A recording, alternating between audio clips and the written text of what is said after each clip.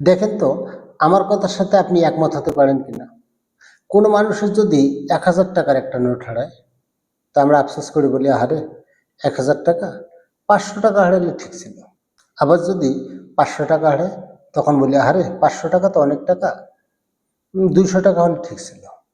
আবার যদি কারো ২০০ টাকা হারায়, আমরা তখন বলি, আহারে ২০০ টাকা তো অনেক টাকা, ১০০ টাকা হলে ঠিক ছিল। আবার যদি ১০০ টাকা হারায়, ১০০ টাকাও কিন্তু অনেক টাকা, ৫০ টাকা হলে ঠিক ছিল।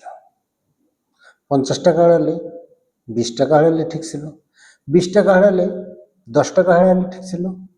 ১০ টাকা হারালে ৫ টাকা হারালে ঠিক ছিল। আর ৫ টাকাও যদি হারায়, ইস, ৫ টাকা হারাই গেল। মানে ১,০০০ টাকা থেকে শুরু হয়ে ৫ টাকা পর্যন্ত হারালে আমরা আফসোস করি, কিন্তু যখন ১,০০০ টাকা হারায় তখন বলি ৫০০ টাকা হারালে আফসোস করতাম না, ১,০০০ টাকা অনেক বেশি। কিন্তু ৫০০ টাকা হারালে তখনও আফসোস করি। অর্থাৎ আমাদের আফসোসের কোনো শেষ নেই। আমরা কোনো না কোনোভাবে আফসোস করি। যে জিনিসটা হয়ে গেছে, যেটা আপনার হাতে এখন নাই, টাকাটা হারাই গেছে বা কোনো কিছু ঘটে গেছে, আপনি সেটা নিয়ে আফসোস করে কেন আপনার মহামূল্যবান সময় নষ্ট করবেন? কি কারণে? অযথা আফসোস করে আপনার মনের অশান্তি কেন বাড়াবেন আপনি?